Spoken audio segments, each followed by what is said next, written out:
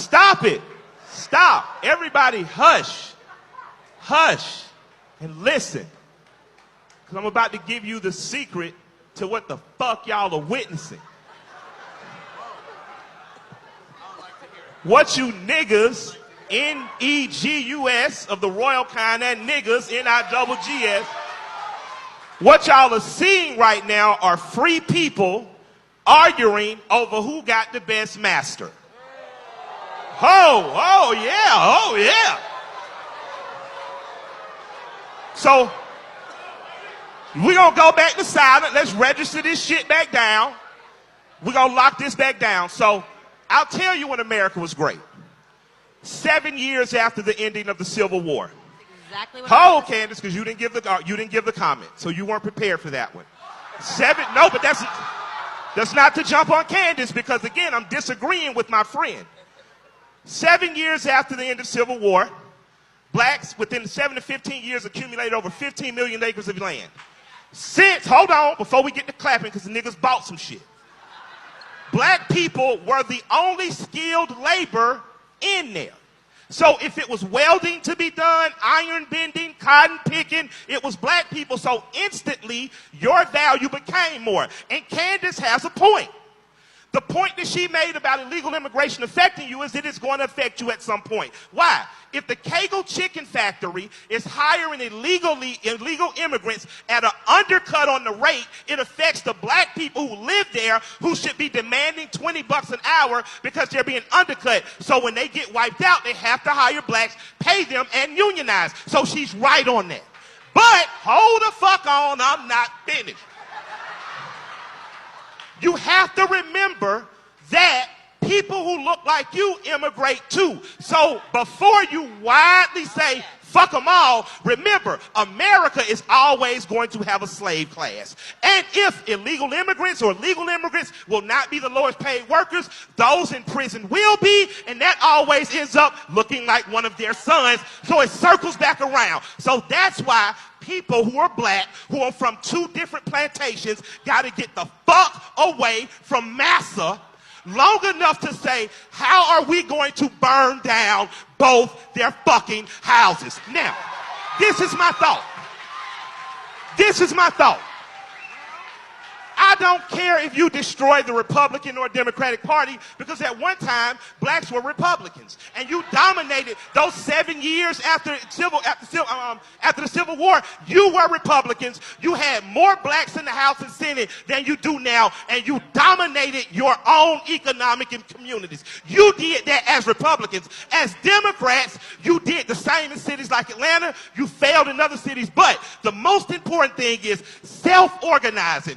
By the time we get to a candidate, we should have a list that says, white man, white woman, these are our demands. You can meet them and get our vote, or not, and we're going to stay home and crochet and make collard greens. But what you cannot do is continue to argue over who is the best master. I don't give a fuck if it's Trump, Obama, your mama, my mama. What the fuck do you have for me and my community? Now, if you do not, and if you stop playing, oh, I'm going to say the snazziest shit to each other on stage, I'm going to show that motherfucker, this is going to be a quotable, and we close up the doors, and we simply say, how do we take the good of what you have, the good of what you have, the good of what you have and you have, how do we shape it into a 10-point agenda to present to every local, state, and national politician? If you cannot meet points on our agenda, we simply can't support you. I like you. I love your casinos, Mr. Trump. I like you, Bernie. I like maple syrup that comes from Vermont. But what do you have for us? Now, when talking about have black people done better, we keep doing better and we keep getting knocked down. We keep doing better and we keep doing knocked down. So I'm going to tell people, this is your homework. Fuck trying to convince you. I want you to go home tonight. I want you to listen to Thomas Sowell. I want you to listen to, hold on, I got you coming. You look, my nigga. All right. Yes, so, right there. I want you to listen to Walter E. Williams. Yes. I want you to listen to Antonio Moore. I want you to listen to Yvette Carnell. I want you to listen to the economic strategy of Elijah Muhammad and Marcus Garvey. I want you to listen to the political strategy of Stokely Carmichael. I need you to get on your study and prove yourself worthy shit, because I'm tired of arguing who got the best master. You are already free. Now, nigga, act like it. Do your research. Do your research and decide what's best for you. Because what's best for us in Atlanta was a black man who said, okay, I'm the mayor now. You want to do business with Atlanta, meaning you want to have an opportunity zone.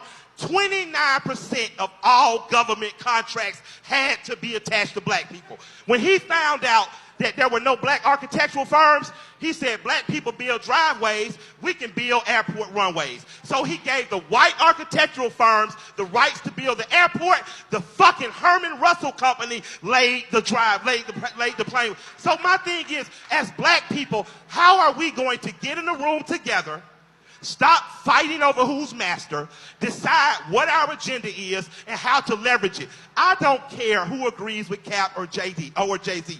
I cared that black people as a whole showed up to work that day. What if nobody would have showed up to work? What if everybody said, you know what, fuck it, my nigga? What if everybody on the same day would have done that?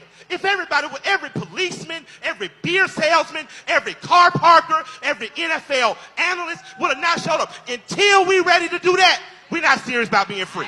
That's real.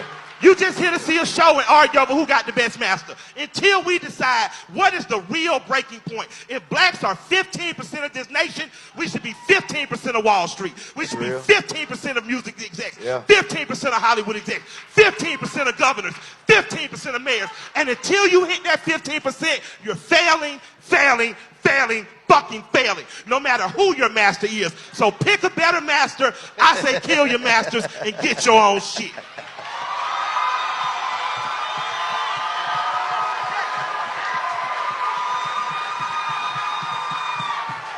Yeah.